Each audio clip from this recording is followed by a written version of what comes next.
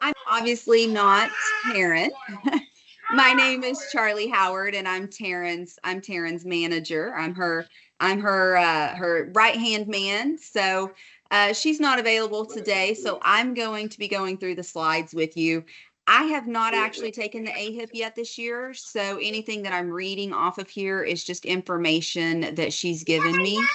Um, and so just fair warning that this is all prepared by Taryn and I'm just reading it off for you. I'm just running the show today. So um, we are on module 5, and the things that this talks about are enrollment periods and disenrollment periods, essentially.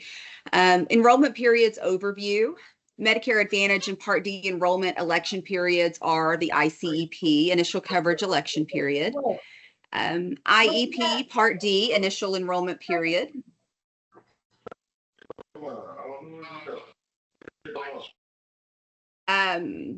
AEP, annual enrollment period, October 15th through December 7th. The SEP, special election period.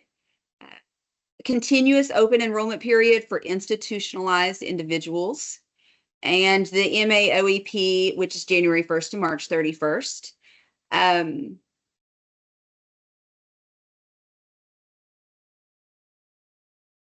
See.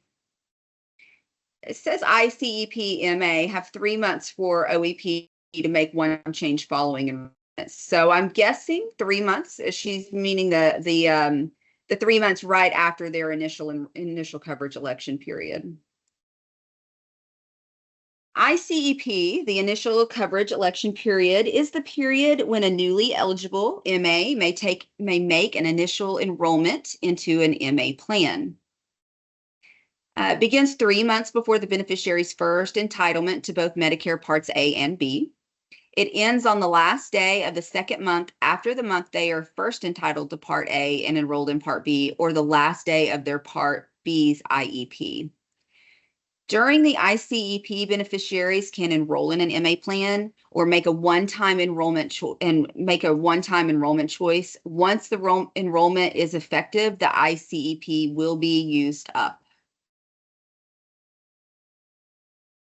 The Part D initial enrollment period begins 3 months before the month of the entitlement to Part A or enrolled in Part B, and ends 3 months after the month of eligibility. Those eligible for Medicare before age 65 will have another IEP at age 65. During the IEP, beneficiaries must make a one-time enrollment choice into a Part D plan. This includes MAPD. They may make one time, they don't have to. Generally, Part D IEP is the same period as the Part B IEP. Election periods, we've got AEP coming up, of course, October 15th to December 7th. It's available to all MA and Part D beneficiaries. Beneficiaries may add or drop drug coverage. They can enroll in MA, MAPD, or prescription drug plans. They may change Medicare Advantage with prescription drug or PDP, and they may return to original Medicare during the AEP period. No action is required if they choose to keep their current coverage, but they should always check for changes under the plan. And they may make multiple selections. It's the last plan that they enroll in that will be the election that takes place, that takes effect.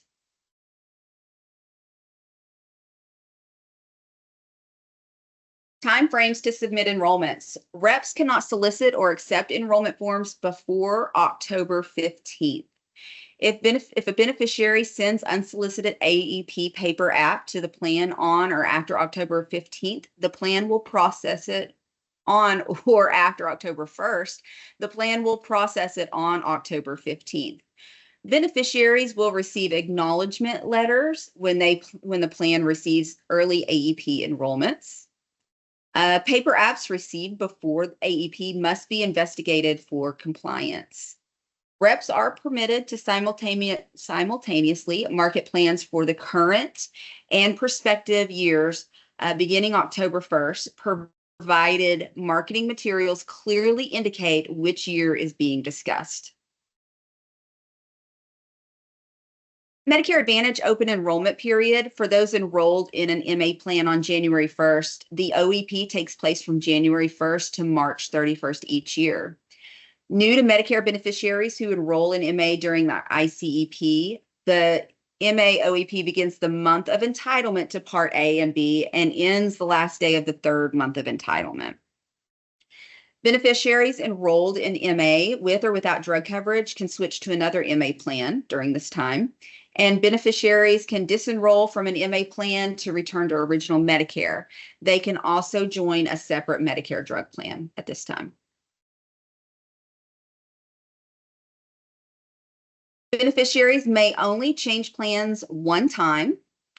MSA enrollees may not use OEP to disenroll from the MSA.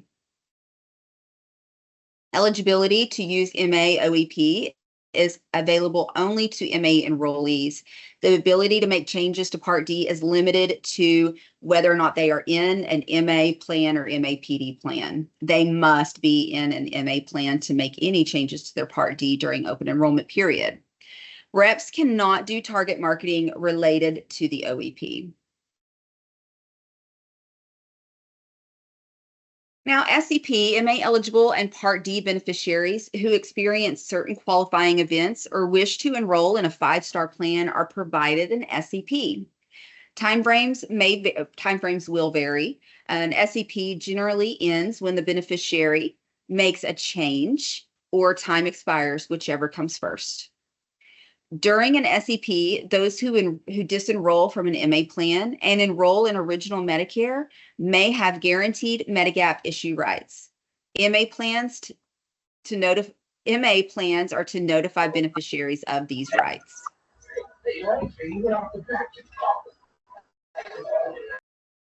If a beneficiary disenrolls from their MA plan and returns to original Medicare, they may select a new MA plan if they do so before the SEP expires.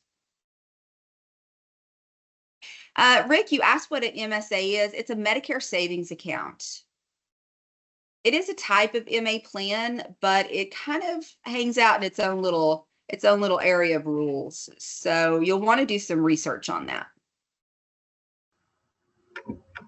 Some more information about SEPs. Some SEP situations are the change of residence.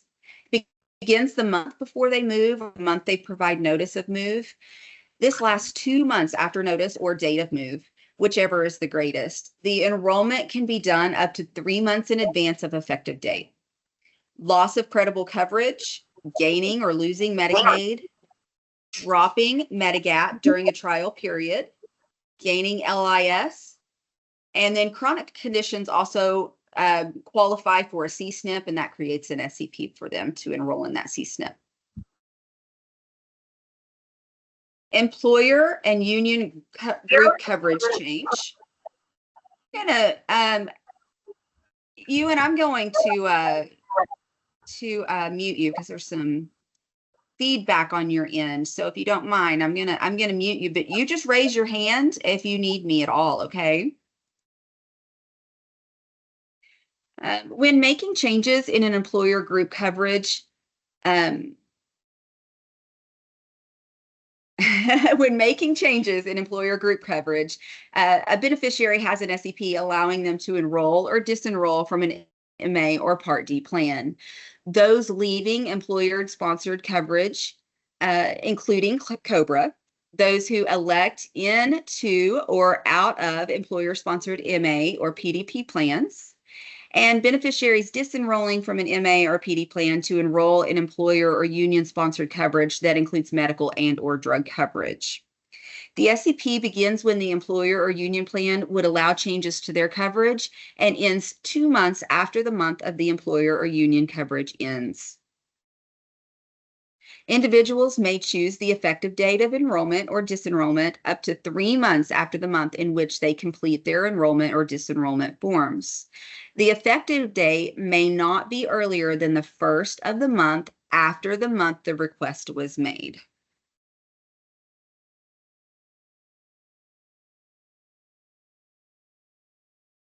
Beneficiaries enrolled by CMS or the state have an SEP as well. Beneficiaries can enroll from the plan assigned to them or enroll into a different plan. And they may choose a plan within 3 months of the effective date of the plan that was assigned to them, or notification of that assignment, whichever is later. An at-risk beneficiary is a Part D eligible who misuses or abuses frequently abused drugs per the requirement for drug management programs under CMS regulations. A potentially at-risk person is a Part D eligible who is identified as being potentially at risk for misuse or abuse of a frequently abused drug. Once they are identified and the plan sponsor has sent a written notice, they cannot use the dual eligible or LIS SEP to change plans. They can change during AEP or other SEPs. Individuals can appeal their designation as at risk or potentially at risk. Some limitations to SEP enrollment periods.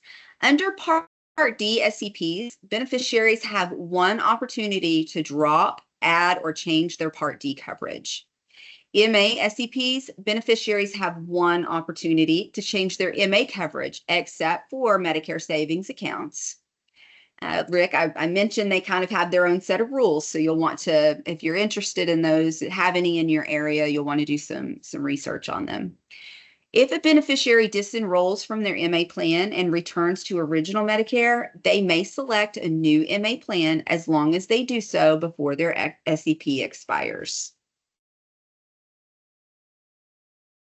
Full dual eligible beneficiaries have an SEP that allows them to make a one-time per month election into a DSNP.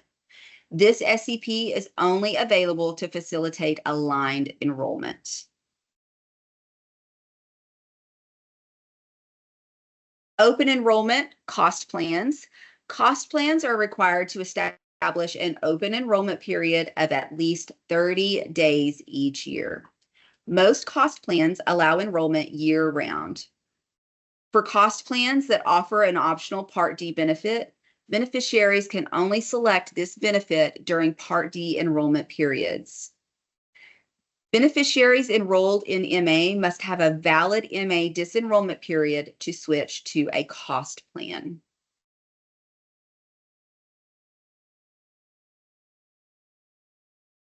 Enrollment requests. Opt-in mechanisms is a simplified enrollment method that allows a Medicare Advantage organization to use data from its non-Medicare lines to obtain information normally needed to receive enrollment requests from the beneficiary.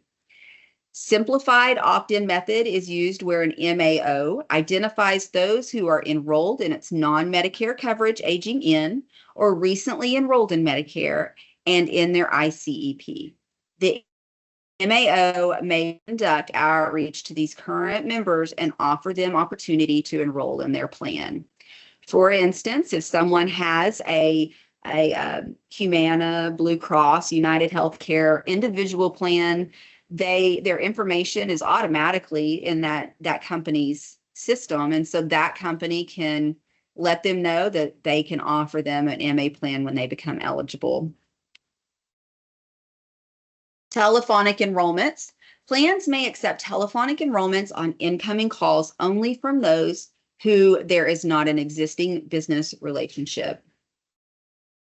Plans may accept enrollments during communications initiated by the plan when during outreach to provide information about their Medicare plan offerings to those who they have existing business relationship and individual expresses a desire to enroll.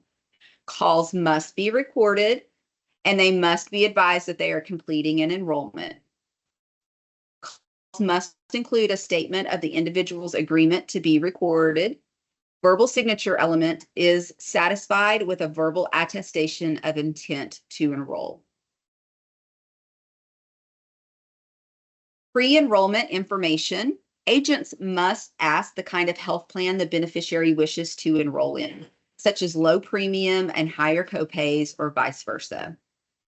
Agents must ask if the beneficiary has any healthcare needs, such as durable medical equipment or physical therapy.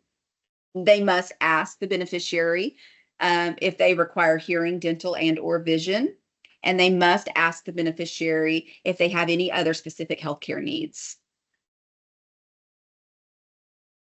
Plan sponsors must ensure that before enrollment, they are fully informed about and have thoroughly discussed CMS's required questions and topics regarding beneficiaries' needs in a health plan choice. For instance, these are whether or not their primary care provider and specialists are in network, whether their pharmacies are in network, whether their prescriptions, coverage, and costs are included, the cost of their healthcare services, the premiums, other benefits, and they must review PPO, PFFS out of network coverage. Agents must also discuss. They must review coverage for services outside of the United States.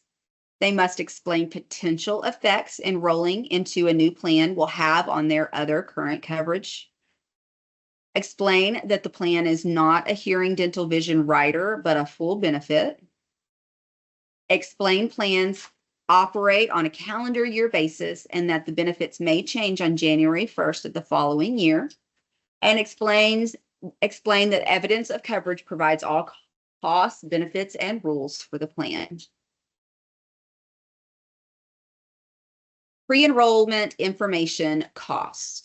Agents must also go over the plan premiums and the Part B premium, review the current plan premium versus another plan premium, explain all cost sharing, discuss costs and limitations on dental, vision, and hearing, complaints, cancellations, and more. They must review how to file a complaint, explain the right to cancel the enrollment and provide the date through which the cancellation can occur. They must review MSA and the need to maintain a trust or custodial account to remain enrolled. And agents must discuss how to qualify for a C-SNP or D-SNP and the need to remain institutionalized to qualify for an I-SNP.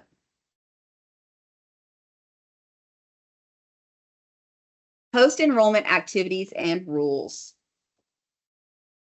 After a plan receives requests for enrollment and before the effective date of coverage, all plans must provide the enrollee with a notice acknowledging the receipt of their enrollment request and show the effective date. It must be provided no later than 10 days after the receipt of the completed enrollment. A copy of the completed paper enrollment if requested. Evidence that the enrollment request was received, the confirmation number for those submitted by phone or electronically. Proof of coverage so that they may begin use as of the effective date. They must provide the enrollee with charges for which the member will be responsible. The prospective member's authorization for the disclosure and exchange of necessary information between the plan and CMS.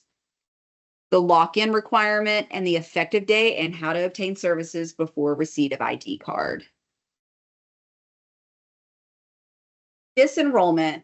Plans and reps are not allowed to orally or in writing or by any action or inaction request or encourage any enrollee to disenroll from a plan except in specific situations authorized by CMS. Plans may contact enrollees to determine the reason for disenrollment, but cannot discourage an enrollee from disenrolling.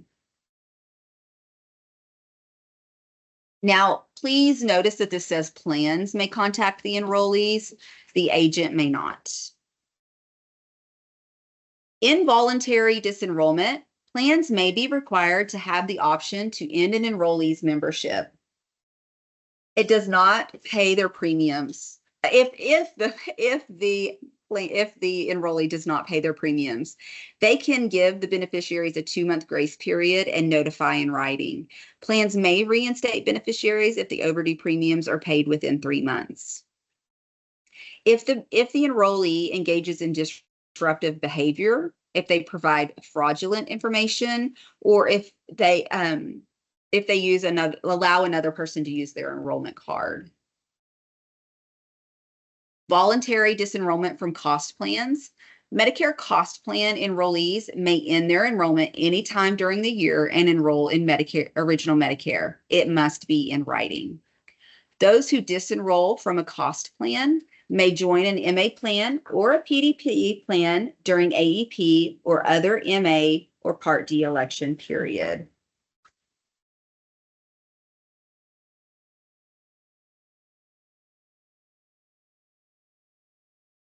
Temporary exceptions to involuntary disenrollment. MA may offer extended visitor benefit up to 12 months and not be disenrolled. They must enroll those with a VT after leaving the service area for more than 6 months. PFFS plans can allow up to 12 months. Part D must enroll after 12 months. Part D must disenroll after 12 months after identifying individuals who have moved outside of the service area. Exceptions apply to those on LIS.